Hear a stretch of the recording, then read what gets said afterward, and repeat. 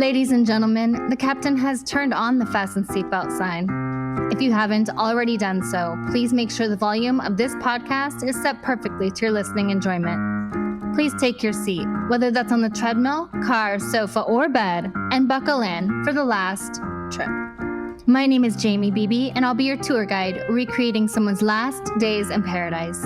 On behalf of myself and everyone behind the scenes, please enjoy the Last Trip podcast. And because nobody likes a long flight to get to where they want to be, let's prepare for takeoff.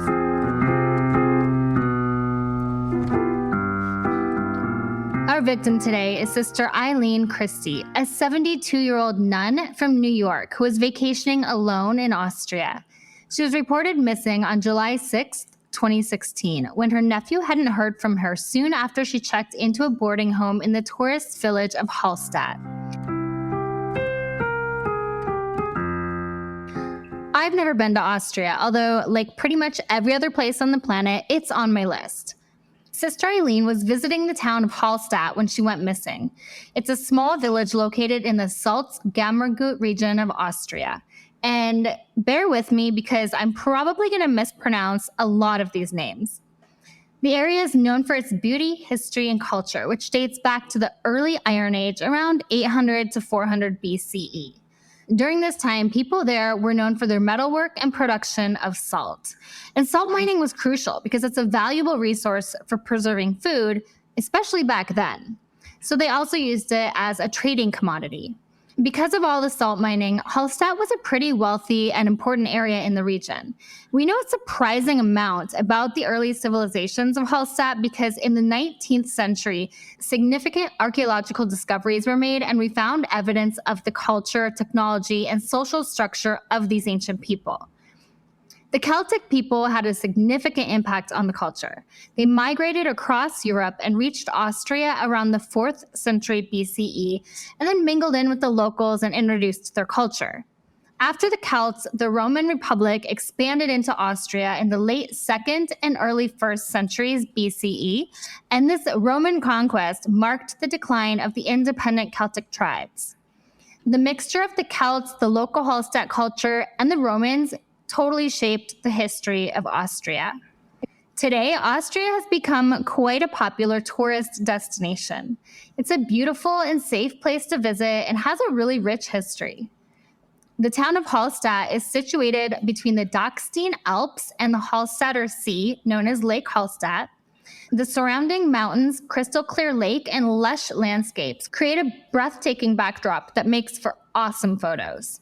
The village itself has traditional alpine architecture, which is like the colorful wooden houses, cobblestone streets, and flower-filled balconies. In 1997, the village of Hallstatt was designated as a UNESCO World Heritage Site, which brought lots of attention. So much so that in 2012, the town of Huzhou in China built a full-scale replica of the village known as Hallstatt Dorf.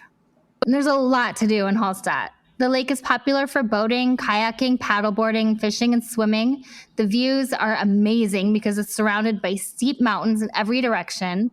The lake has a calm, clear, emerald green water that reflects all the mountains, and it's absolutely mesmerizing. So I can see why people go there to relax. Lake Hallstatt is about 5.3 miles long and 1.5 to 2 miles wide, and the maximum depth is around 410 feet. Lake Hallstatt has some of the clearest waters in Austria, making it attractive for scuba diving and underwater exploring. Divers can discover submerged trees, archaeological artifacts, and entire underwater landscapes. Hallstatt is on the bucket list for travelers because of social media, travel websites, and travel shows, making it a sought-after destination. While I haven't spent too much time in Europe and I've never been to Austria, I did find a couple really cool things to check out when I go.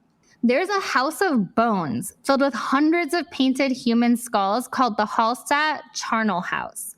It's behind the Hallstatt Catholic Church near the 12th century St. Michael's Chapel. It's a small cemetery, and inside there is a little building filled with over 1,200 skulls. In the 1700s, the church began digging up corpses to make room for more dead people. Once the skeletons were dug up, they were bleached by the sun, and the family members would come by and stack their family's bones next to each other. In 1720, it became a tradition to paint the skulls with symbols or dates of their birth and death so they could be better remembered even though they no longer had a grave. The tradition kind of died out, pun intended, in the 1960s, but there was a woman who died in 1983 and her last request was for her bones to be put in there. So in 1995, that request was honored and her skull was the last one to be added. You can totally go and check this out if you're in Hallstatt, but word on the streets is that they don't allow photos inside. I did find a bunch of photos online and it looks really cool. You can check them out on Patreon at patreon.com/thelasttrippodcast. Just a few miles away from Hallstatt is Eisreisenfeld, which is the world's largest ice cave found beneath the Hochkogel Mountain in Styria. Even though an ice cave is obviously super cold, according to Austrian lore, it's thought to be the entrance to hell because of its eerie and mystical appearance. I am not one to pass up visiting the icy entrance to hell, so that would probably be one of my first stops in Hallstatt. While not a lot of people visit this ice cave, from May 1st to October 6th every year, you can take a cable car up to the Odel House, which is a traditional mountain hut built in the 1920s as a cabin for explorers. Once you get through the entrance of the cave, you're not allowed to take photos, and the round-trip tour takes about an hour and 15 minutes, and the temperature is below freezing. If any of you guys have been there, send me a DM on Instagram. Let me know if it's worth being in the freezing cold for that long, because even though I'm a tropical weather girl, it does sound kind of awesome. I love those little towns that make you feel like you're stepping back in time, going to another world. But enough about Hallstatt. Let's get into our case of the missing nun. Sister Eileen Christie was part of the Sisters of St. Joseph in Brentwood, New York. This congregation of religious Catholic women on Long Island was founded in 1856, and they're part of the larger Sisters of St. Joseph religious community, which was originally established in France in 1650. These sisters are known for their commitment to serving the needs of the community, and their mission centers around living out the teachings of Jesus Christ, particularly through acts of compassion, education, and social justice. Over the years, they've run schools, hospitals, orphanages, and various community outreach programs. The Sisters of St. Joseph believe in the importance of bringing people together, fostering relationships, and working towards building a just and compassionate society. And this is all reflected in their motto, which says that all may be one. So these ladies are out there doing really great things for the world. One of their notable ministries is education and teaching, from elementary schools to universities. They've made substantial contributions to education in their communities. The sisters also advocate for the rights and dignity of marginalized and vulnerable individuals related to immigration, human trafficking, and poverty. Sister Eileen lived in a house with other convent members in East Northport and had just retired the year before her disappearance after serving for nearly 5 decades as a teacher in Catholic schools in the Diocese of Rockville Center. She taught theology at St. Anthony's High School, grades 9 through 12, on Long Island for 25 years. And her first 25 years of teaching was on the elementary school level. She also taught at Sisters of St. Joseph Convent in Brentwood and volunteered at St. Anthony's of Padua Church in East Northport as a director of lectors and as a spiritual director. Everyone loved Sister Eileen, and she impacted everyone who knew her. After news of her disappearance found its way to social media, many of her former students posted fond memories. One student wrote, "She was an awesome teacher. Always had a rebuttal to my arguments. I loved her class. I really hope she's safe." Much love to the staff and alumni, thoughts and energy going to her family and friends. Sister Eileen, I hope you turn up. The world needs kind souls. Don't let us lose one. Another student wrote, "Praying for a safe return for Sister Eileen. She taught me as a child at St. Anthony of Padua in East Northport and went on to teach my son Michael at St. Anthony High School." In her free time, Sister Eileen loved traveling and the outdoors. Swimming had always been one of her favorite activities, along with walking and hiking. She preferred scenic venues and backcountry and was more of a country vacationer. While her family wasn't too keen on her traveling solo, she loved having the flexibility of it, and it allowed her to explore nature whenever and however she wanted. Those who knew Sister Eileen described her personality as friendly and always being in motion. She was quick to laugh at jokes, and she was an avid bridge player. She was a young 72 years old, especially in terms of her health. Sister Eileen would walk for hours all along Long Island, and of course, hike in the Alps when she was there too. She had an unpredictable, free spirit, and although others worried for her safety when she was alone, she always told them she knew just what she was doing.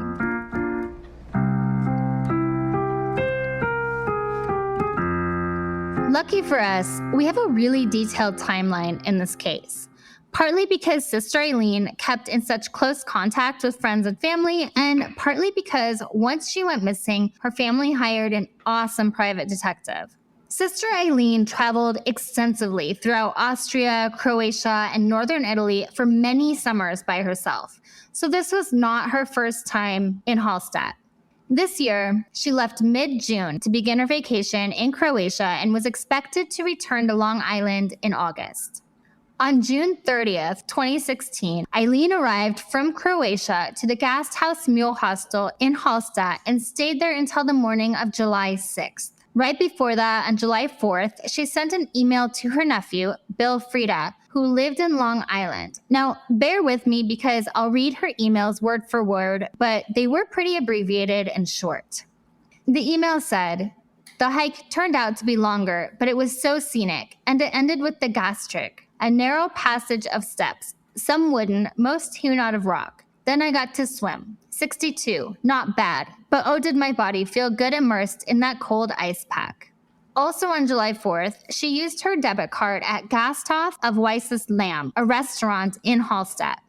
On July 5th, she used her credit card to dine again at the same restaurant for a total of $21.89. That same day, she mailed a postcard to a friend that said, "The lake is 17 Celsius, but feels great after 6 hours of strenuous hiking," making it seem she was also referring to the same hike she told her nephew about in the email. She sent another email to her nephew, also on July 5th, saying, "Had easy day. Short hike, then swim. Very warm day. Tomorrow I move to Haus Jodler. Hair pills, but no Wi-Fi, only at tour office." Her nephew said that when Eileen mentioned no Wi-Fi, it had prepared him to hear no news from her for a while. On July 6th, before leaving the Gasthaus Mule, she sent another email to her nephew saying, "Looks like a good day here. Had neighbors on next balcony from South Africa bemoaning sinking currency." She then left the Gasthaus Mule for Haus Jodler, which I looked up online. Haus Jodler is a hostel guest house type of rental in a gorgeous quiet location in the World Heritage region of Dachstein-Salzkammergut. It's a vacation apartment that includes a shower, TV, small kitchen, and balcony. There's also 2 double rooms with a shower and 2 single rooms. The house is situated in the countryside and is just a 15-minute walk from the historic center of town and a 5-minute walk from the Salzburg cable car, which is an ideal starting point for most of the hikes around there. The price is around $100 a night.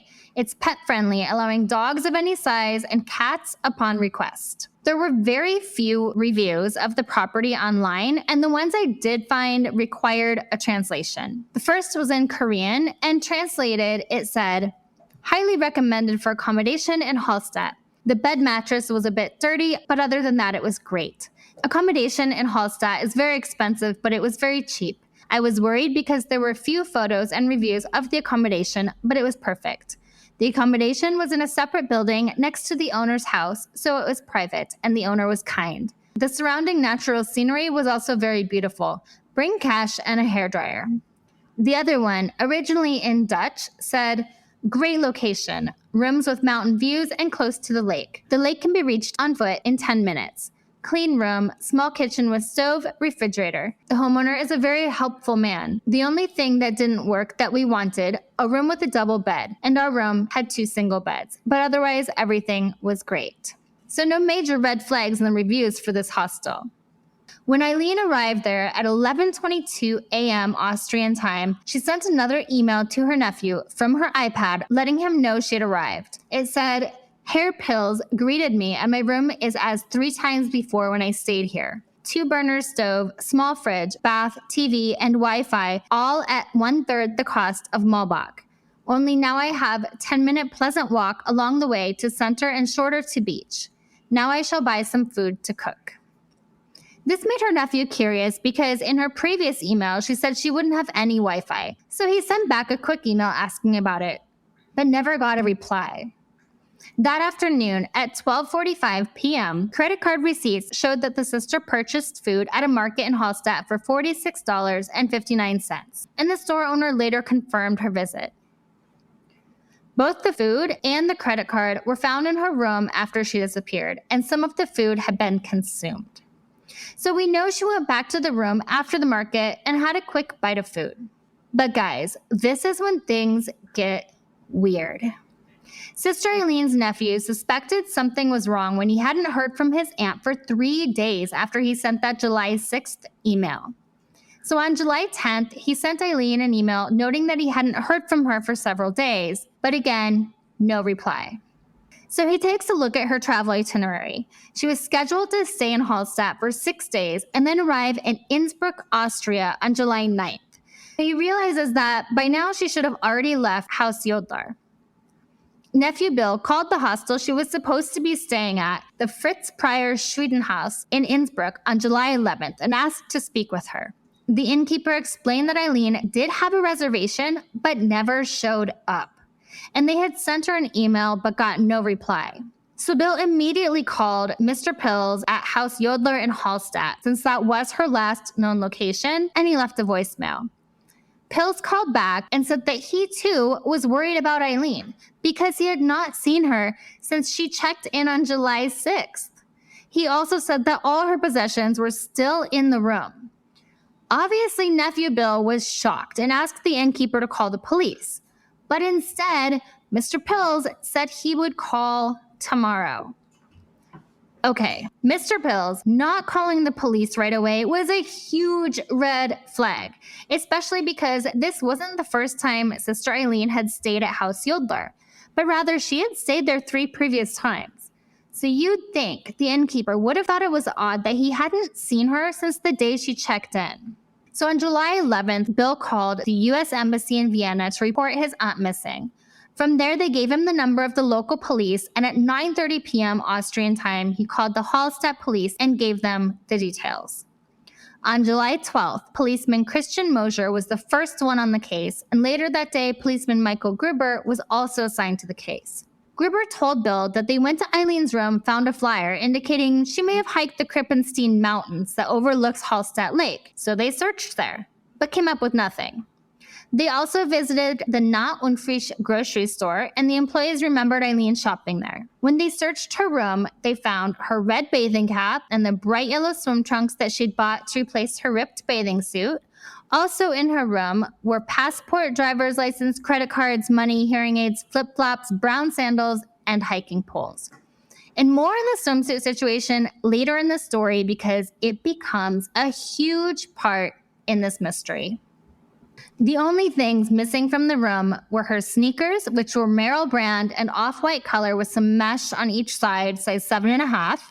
Her one-piece bathing suit with white flowers, that was the one that would have been ripped, and a black and white top with a swirling pattern on the sleeves. The police at this time weren't taking things as seriously as they probably should, and they wouldn't put up missing person flyers in Hallstatt or contact Interpol, which was frustrating to her family and friends. Police also found Eileen's phone in her room. They looked through it to get a sense of where she might be, and on July 13th, police searched the trail by the mountains they had seen in the video from her phone, but again, nothing. On July 14th, police went out with bloodhounds on motorboats to search the lake. The dogs did bark above a section of the lake near the town of Obertron, which is about 1 kilometer southeast of Hallstatt. But again, nothing was found. Also at this time, the employees at the Hallstatt tourist office came forward to say they remembered Eileen stopping by to gather up flyers on upcoming events. On July 15th, police searched the overall area by helicopter. And again, you guys know where I'm going with this, nothing was found. Now, other than the bloodhounds barking at that section of the lake, absolutely nothing of Eileen or her clothing had been found. On July 19th, Gerhard Weichelbaum of the Oberösterreich police took charge of the investigation. On July 20th, back home in Long Island, Sister Eileen's community gathered together for a prayer service at St. Anthony of Padua Church in East Northport, New York. More than 200 people were in attendance. It was a somber event, but it really showed how much Eileen was loved and missed. On July 21st, police spokesman Simone Mayer-Kirchberger said the search dogs had picked up Eileen's scent near a popular swimming area along the lake. The detectives felt this was significant because all of her personal possessions were accounted for except her bathing suit. So they figured she drowned at the lake. The case's lead investigator, who again was now Gerhard Weichelbaum, gave an update on her disappearance, saying police began their search the same day she had been reported missing on July 11th. He said search efforts included Alpine police officers, local police officers, divers, canine units, and a helicopter. He said divers with Austria's Special Forces Unit, Commando Cobra, had been searching Lake Hallstatt on July 19th. And submersible robotic cameras were even employed to search the deepest parts of the lake. But he had no update as to where Sister Eileen could possibly be. Basically, they were no closer to finding her than they were on day one, and his case update for the media was pretty much insignificant. The sister's family offered a $16,462 reward for her safe return and made the announcement in the major Austrian newspapers on July 23rd. But no one came forward. On August 4th, police used sonar and divers and searched the lake again, but still nothing.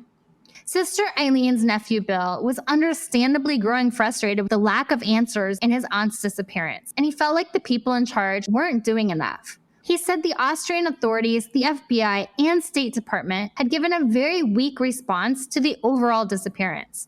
He said, "No one has offered any help whatsoever. The American embassy in Vienna sent us a perfunctory email that essentially said they have a hands-off policy for local police investigations, even those of American citizens." He went on to say the local police even refused to post the missing poster we've prepared. Bishop William Murphy of Rockport, Long Island, tried to help by reaching out to Austrian Nuncio Archbishop Peter Stefan Zurbriggen, hoping to expedite the search for her. But again, it didn't help. Sean Dolan, Director of Communications of the Diocese of Rockville Center, said, "Everything that can be done has been done and continues to go on. Bishop Murphy is in regular contact with Sister Patricia Mahoney, who is handling this for the sisters. Bishop Murphy has been praying daily for her. Last Sunday, he began the 11 a.m. Mass, asking everyone at St. Agnes and watching on telecare to join him in the daily prayer for Sister Eileen." Although we do believe in the power of prayer, they were going to have to do a lot more than that to find Sister Eileen. Joseph Miro, pastor at Sister Eileen's church, said, "The Austrian authorities have conducted an extensive search for Sister Eileen, but no one's come up with anything so far. We're praying for her safe return along with the Sisters of St. Joseph and St. Anthony's High School community." Because many of the people that cared about Sister Eileen felt that not enough was being done, there was a GoFundMe set up to hire a private investigation company out of Austria called Professional Risk Management, the PRM.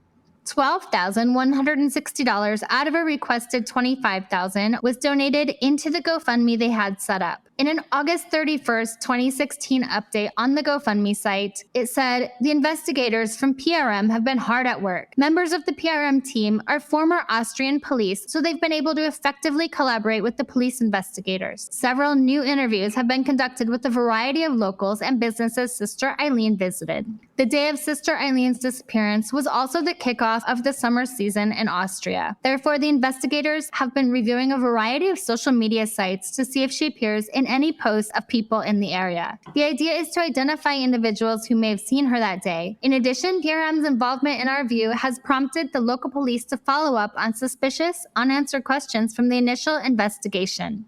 But no one came forward with any information about Sister Eileen. It's like she simply vanished into thin air. Also at the end of August, Kenneth Tomlinson, president of All Private Investigations LLC from Long Island, decided to aid in the investigation for free. All Private Investigations LLC is a well-known and respected company willing to go to all legal and ethical lengths to help its clients. And Tomlinson is such an amazing guy to give his services for free. Tomlinson stated, "When I began my career with the NYPD, I was given words of wisdom that I would never forget and still ring true today. We were told there is no such thing as a natural-born detective. No one is a natural-born detective. You will develop and enhance the skills that make you a good detective by putting in time over a course of years. An NYPD detective is given his fair share of cases, so there is no better place to learn and master the trade. But you have to love what you do." He goes on to say, "I've always loved my job because of the role I played in helping people. When I heard of the disappearance of Sister Eileen while she was traveling and doing what she loves in Austria, my heart was broken for her and her family. I had to help. While I am saddened at the fact Sister Eileen is still missing, I am hopeful that she will be found through the joint efforts of All Private Investigations LLC, the Upper Austrian Police, the Austrian investigators, and the public, all doing what we love to find this wonderful woman." So Tomlinson set off to Austria on September 11th to get some answers. He booked a room in Hallstatt at an apartment across the street from Haus Jodler. When he checked in, he spoke to the owner of the home, Sylvia Gamsjäger, and told her why he came to town. While she was aware that a woman had gone missing, she didn't know any details. She didn't even know that Eileen had been a nun.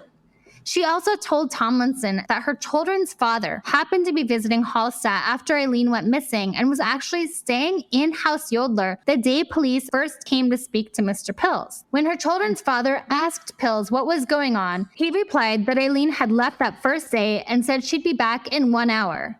Of course, this contradicts what Pills told the police, which was that he last saw her when he showed her to her room after she arrived, and he didn't know when she left. Tomlinson started asking more questions around town and heard that Pills had a sex-related issue in the past.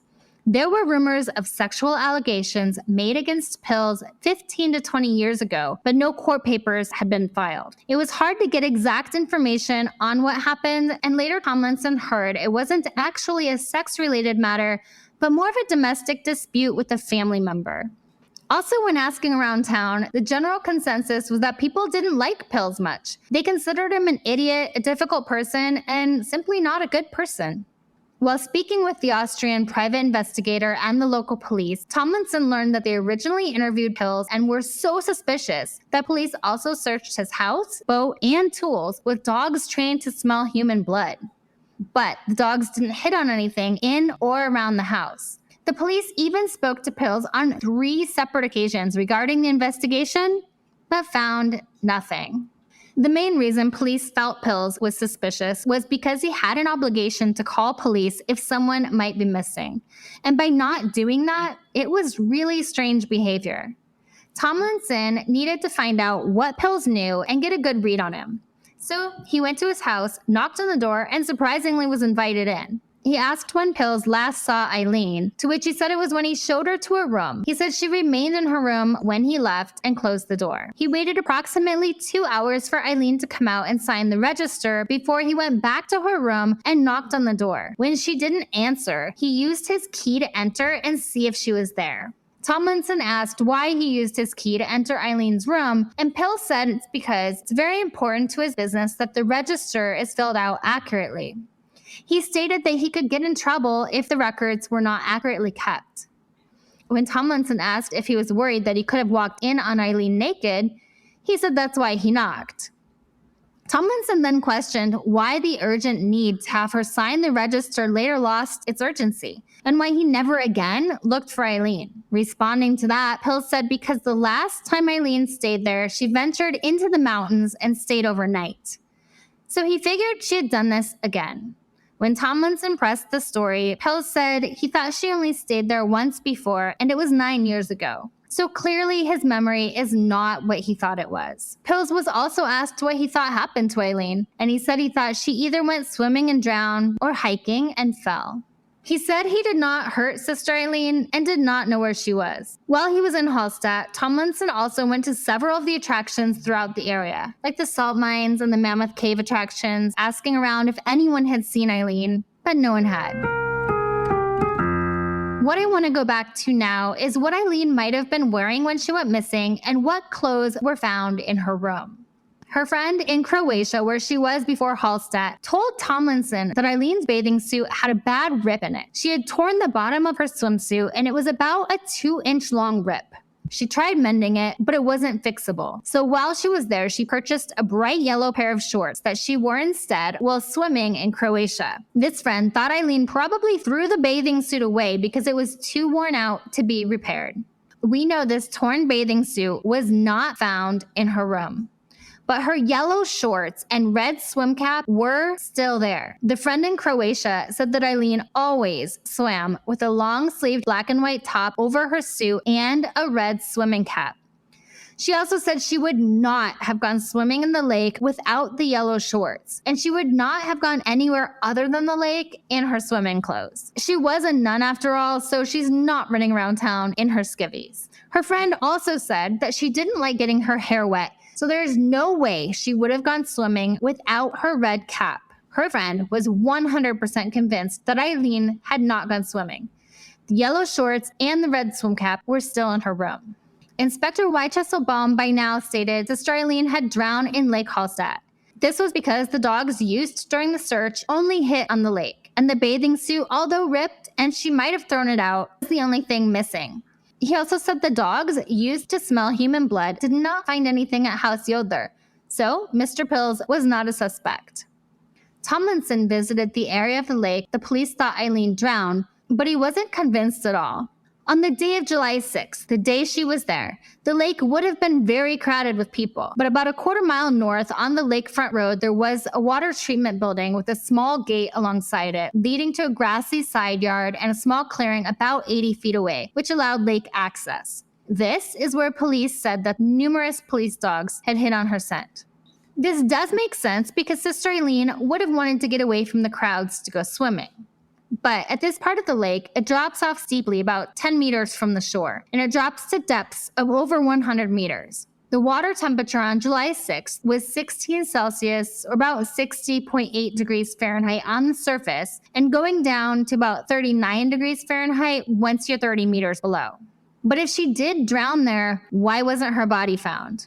Authorities said there were a few reasons.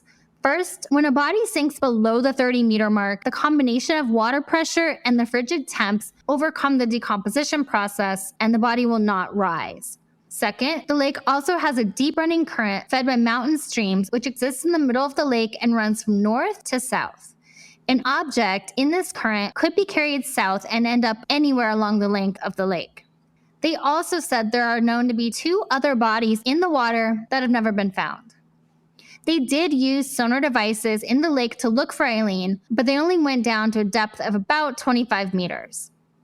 The problem I have with this is, wouldn't somebody have found her tennis shoes or other belongings if she had gone swimming there? We know her shoes weren't found, and she wouldn't have gone swimming with them on. So where were her tennis shoes? Even with all these questions and inconsistencies, on October 24th, the police in Hallstatt told the family that the active investigation ended, but all missing persons cases without a body are considered open cases. On November 1st, Ken Tomlinson handed in a thorough 32-page report of everything he found while investigating the disappearance. In his report, he said he believed Sister Eileen was likely deceased. He believed the police conducted a thorough search and investigation and were very professional and did what they legally could in searching for Eileen.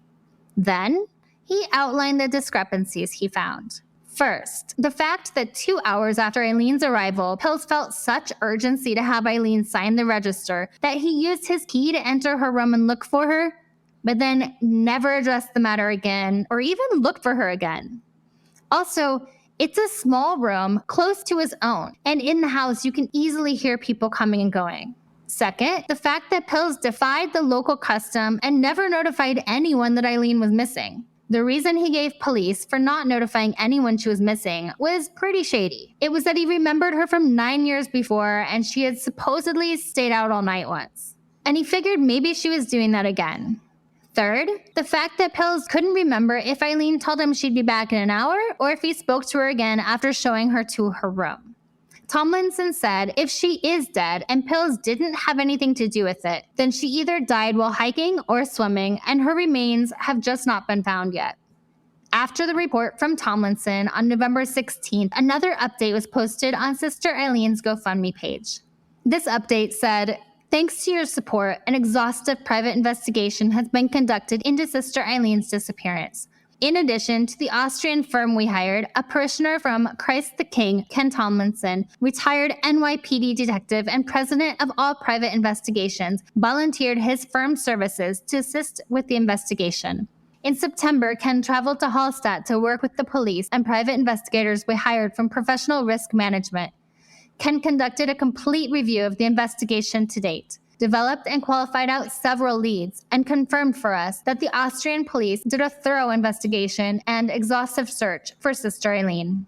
At the end of November 2016, Sister Eileen's friends and family held a memorial for her in the likelihood of her death. And nothing has been found since."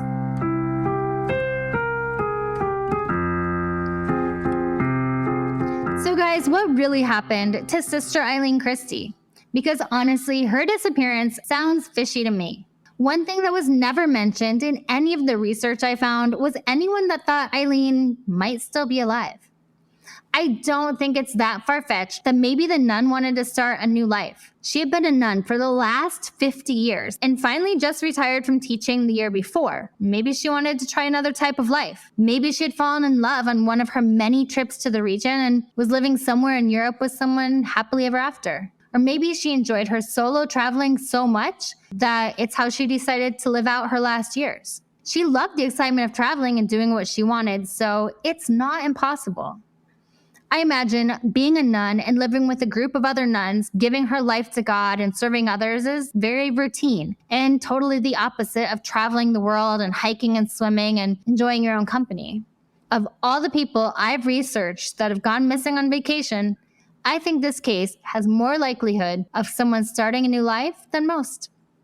She had very little family, never married, no children, didn't own many possessions. She almost already lived a double life. The one in New York serving God as a nun, and the one where she was out on her own, free to travel and come and go as she pleased. She didn't take any of her identification with her, but she could have gotten new IDs. Or she could have just stayed in the Austrian mountains and doesn't need identification. She was at a transition point in life, so I think it's entirely possible. Another theory we always look at in cases like this is suicide, but I'm going to take this off the table. Given her religious background, her health, and the overall happiness she had in her videos, photos, and letters home, I'm almost sure she wouldn't have taken her own life.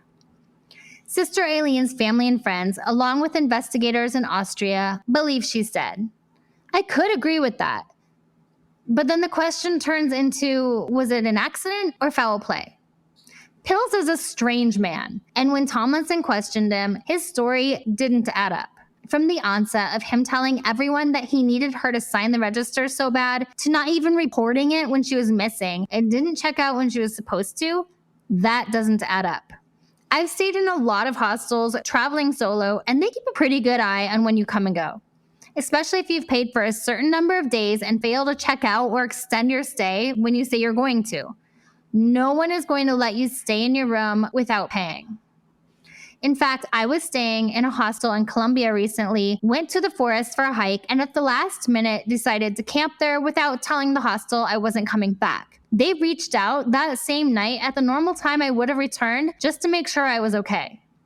So Pills, saying that a woman, a nun, checked into a room in his house and he only saw her the one time he showed her to her room and nothing was ever touched in her room again, and he didn't see her for 3 days that she was supposed to be there, and he also didn't reach out at all to try to get a hold of her when she neither checked out on the day she was supposed to nor extended her stay?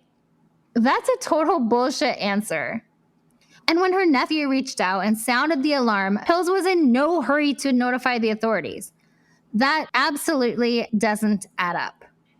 While Pills may not have had anything to do with Eileen's disappearance, he may know something about who did. His 2 sons lived on the property too, and it's not unheard of for a father to hide something his child did wrong. And if Pills had absolutely nothing to do with her disappearance, somebody else could have. It's super rare in Austria, but random acts of violence occur everywhere and to everyone. Hallstatt is a really safe place, but the city was very busy when she was there. Could have been a crime of opportunity when Eileen was out hiking or walking or swimming. She could have run into the wrong person. Now, for going foul play, of course, there could have been an accident. Eileen could have been hiking in the wilderness and fallen, had a medical emergency, or met with a wild animal. But if she had a medical emergency or fallen, where's her body? There were searchers all over the area, not to mention all the bloodhounds.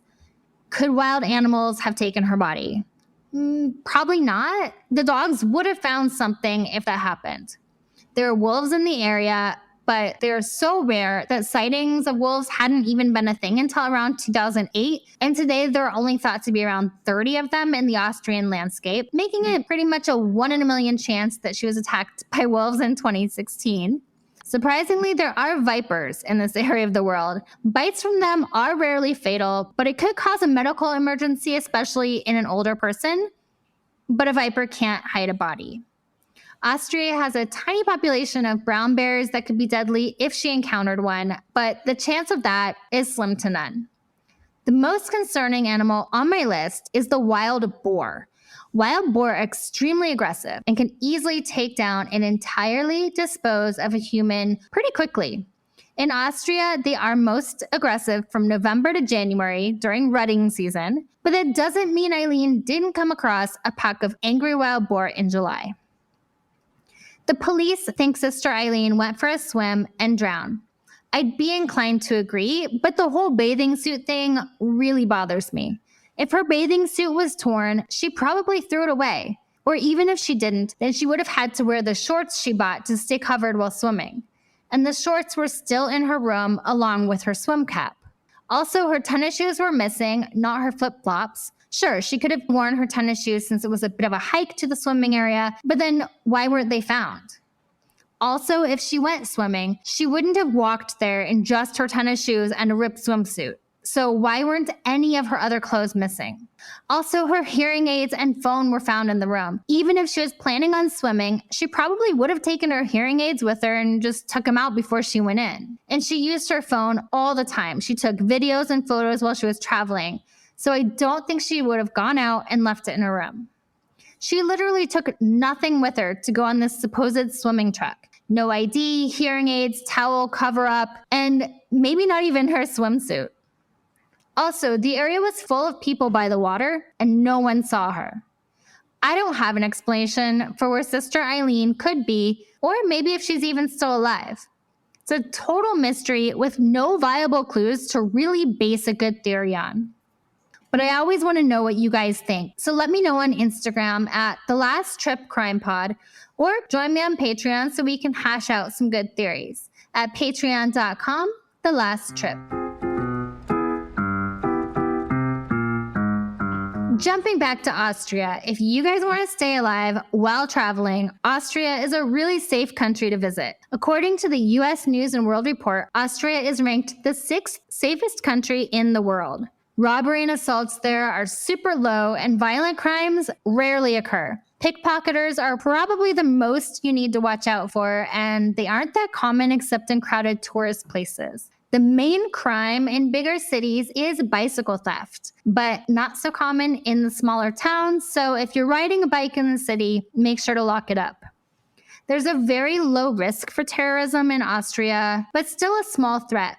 An attack was prevented in Vienna in 2016, and in 2020, there was a series of shootings in Vienna where 4 people were killed and 23 injured. While it was a lone gunman, officials said the attack was an incident of terrorism. Living in Los Angeles, where shootings occur numerous times a day, Vienna sounds like a safety paradise. As far as natural disasters go, the risk is pretty low depending on where you are. If you're in the alpine areas of the country, there are some risks of avalanches and mudslides, so stay up to date on weather conditions. One thing to keep in mind is that the water in Austria, especially Lake Hallstatt, is very cold.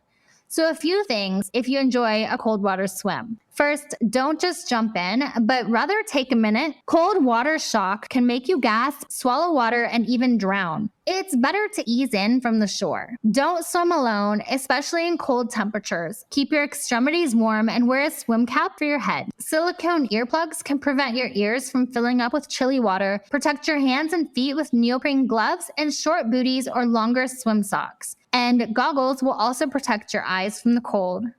And of course, always inform someone about your plans before going anywhere. Tell someone reliable where you're going, what you'll be doing, and when to expect you back. And my number one tip to staying alive on vacation is to pay attention to your gut.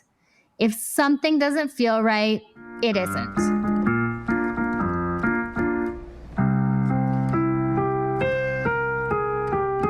According to the Austrian police, while missing person cases are never truly closed, they believe Sister Eileen Christie drowned in an accident on July 6, 2016, shortly after arriving in Hallstatt, Austria. While there are theories, her body has never been found. Sister Eileen was 72 years old at the time of her disappearance. She was a Caucasian woman with short, grayish salt and pepper hair. If you have any information on the whereabouts of Sister Eileen Christie, please call your local police or reach out to Ken Tomlinson from All Private Investigations, LLC at 631-759-1414 or email him at ken@allpi.com. And finally, remember to leave a review and rate this podcast 5 stars if you like the show, or hell, even if you don't. But either way, feel free to let me know what you think. Please follow The Last Trip on Instagram at The Last Trip Crime Pod. And subscribe on Patreon to support the show. You'll get extra research, videos, photos, and updates, and even learn about my personal travels at patreon.com/The Last Trip Podcast. I'm Jamie Beebe, bringing you your last trip and signing off until the next one. Thanks for listening.